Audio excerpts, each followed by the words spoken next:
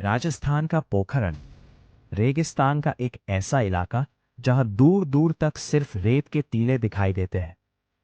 दिन में सूरज की तेज गर्मी रेत को आग की तरह तपाती है और रात में ठंडी हवाएं इस पूरे इलाके को रहस्यमयी बना देती है। लेकिन 18 मई 1974 की सुबह यही शांत रेगिस्तान इतिहास लिखने वाला था। सुबह के लगभग 8:05 हो रहे थे। भारतीय सेना के एक छोटे से गुप्त कंट्रोल रूम के अंदर कुछ वैज्ञानिक और सेना के अधिकारी बैठे हुए थे। कमरे में गहरी खामोशी थी। दीवारों पर लगे उपकरणों की हल्की आवाज के अलावा कोई आवाज नहीं थी। कमरे के बीचों बीच एक कंट्रोल पैनल रखा था और उस पैनल पर एक बटन, एक ऐसा बटन जो कुछ ही सेकंड में दुनिया को चौंका देने वाला था। एक अधिकारी ने धीरे से कहा, काउंटडाउन शुरू करो। 10, 9, 8। कमरे में बैठे हर वैज्ञानिक की नजर घड़ी पर टिक गई थी। यह सिर्फ एक प्रयोग नहीं था, यह कई सालों की मेहनत और एक पूरे देश के आत्मविश्वास का इम्तिहान था। 3, 2, 1 और अगले ही पल धरती के अंदर से एक भयंकर विस्फोट हुआ। पोखरण का शांत रेगिस्तान अचानक हिल उठा। जमीन के नीचे से निकली ऊर्जा ने रेत को आसमान की ओर उछाल दिया। कुछ सेकंड के लिए पूरा इलाका धूल के बादल से भर गया। भारत ने सफलतापूर्वक अपना पहला परमाणु परीक्षण कर लिया था। इस मिशन का कोड नाम था ऑपरेशन स्माइलिंग बुद्धा। लेकिन इस कहानी की शुरुआत उस धमाके से नहीं होती। इस कहानी की शुरुआत होती है कई साल पहले, जब भारत अपनी सुरक्षा को लेकर एक बड़े फैसले के सामने खड़ा था। 1962 भारत और चीन के बीच युद्ध हुआ था। यह युद्ध भारत के लिए बहुत बड़ा झटका साबित हुआ। देश को समझ में आ गया कि सिर्फ आदर्शों और शांति की बातों से दुनिया में सुरक्षा सुनिश्चित नहीं होती। भारत को अपनी सैन्य शक्ति और तकनीकी क्षमता दोनों को मजबूत करना होगा। लेकिन असली चिंता 1964 में पैदा हुई, जब चीन ने अपना पहला परमाणु परीक्षण किया। यह खबर पूरी दुनिया में फैल गई और भारत के नेताओं और वैज्ञानिकों के लिए यह एक गंभीर चेतावनी थी। अब एशिया में एक ऐसा देश मौजूद था जिसके पास परमाणु हथियार थे और भारत के पास उससे मुकाबला करने का कोई साधन नहीं था। इसी समय भारत के वैज्ञानिकों ने एक बड़े मिशन की शुरुआत की। इस मिशन की नींव रखने वाले व्यक्ति थे डॉक्टर होमी जहांगीर भाभा। होमी भाभा को भारत के परमाणु कार्यक्रम का जनक कहा जाता है। वे सिर्फ एक महान वैज्ञानिक ही नहीं थे, बल्कि एक दूरदर्शी विचारक भी थे।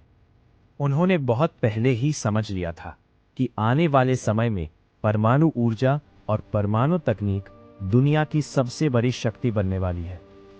इसी सोच के साथ उन्होंने भारत के परमाणु कार्यक्रम की नींव रखी।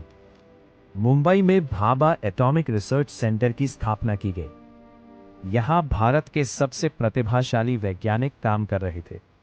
उनका लक्ष्य था भारत को परमाणु तकनीक में आत्मनिर्भर बनाना। लेकिन 1966 में एक दुखद घटना हुई। डॉक्टर होमी भाभा का एक विमान हादसे में निधन हो गया।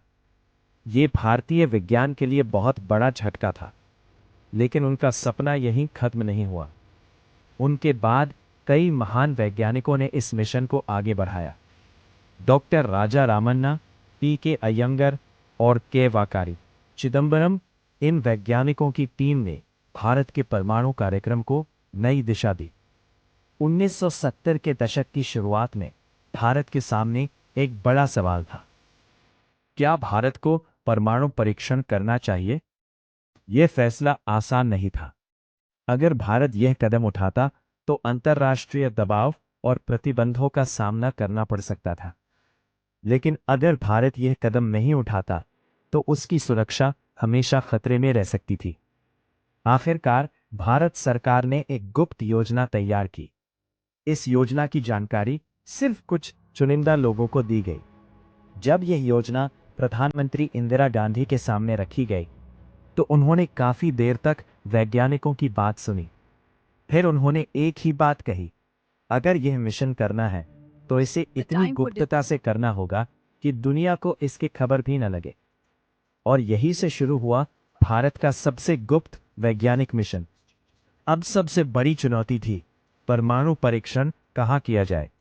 काफी खोज के बाद राजस्थान के एक छोटे से इलाके को चुना गया, पोखरण। पोखरण उस समय भारतीय सेना का क्षेत्र था। यहाँ आबादी बहुत कम थी और चारों तरफ सिर्फ रेगिस्तान फैला हुआ था। ये जगह परमाणु परीक्षण के लिए बिल्कुल सही थी, लेकिन असली चुनौती अभी बाकी थी। उस समय अमेरिका और दूसरे शक्तिशाली देशों के जासूसी उपग्रह अंतरिक्ष से पृथ्वी की गतिविधियों पर नजर रखते थे। अगर उन्हें जरा सा भी शक हो जाता तो पूरा मिशन खतरे में पड़ सकता था। इसलिए भारतीय वैज्ञानिकों और सेना ने एक बेहद चालाक योजना बनाई। पोखरण में होने वाले काम को पूरी तरह गुप्त रखा गया। दिन के समय काम लगभग बंद रहता था। असली काम रात के अंधेरे में किया जाता था। वैज्ञानिकों को भी साधारण कपड़ों में लाया जाता था ताकि किसी को शक न हो। परमाणु उपकरणों को साधारण ट्रकों में छुपाकर लाया गया। ट्रकों पर ऐसा दिखाया जाता था जैसे वे सामान्य सैन्य उपकरण ले जा रहे हों। रेगिस्तान के बीच लगभग 100 मीटर गहरा एक गड्ढा खोदा गया। यही वह जगह थी जहां परमाणु उपकरण को जमीन के नीचे रखा जाना था। इस काम में महीनों लग गया। रेगिस्तान की तपती गर्मी में सैनिक और वैज्ञानिक लगातार काम करते रहे, लेकिन दुनिया को इसकी भनक तक नहीं लगी। आखिरकार मई 1974 में वो समय आ गया जिसका इंतजार कई सालों से किया जा रहा था। 18 मई 1974 सुबह का समय। सभी वैज्ञानिक कंट्रोल रूम में मौजूद थे। हर किसी के दिल की धड़कन तेज थी। काउंटडाउन शुरू हुआ और फिर बटन दबाया गया।